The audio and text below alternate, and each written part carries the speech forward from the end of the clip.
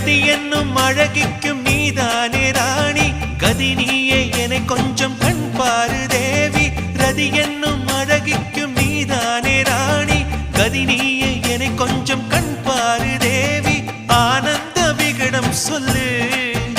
என்னை பேரின்ப நதியில் தள்ளு ஆனந்த விகடம் சொல்லு என்னை பேரின்ப நதியில் தள்ளு நான் பாக்யாதிபதியானேன் உன்னாலே கண்ணே உஷா பசும் பொன்னே உஷா குமுதம் போல் வந்த குமரி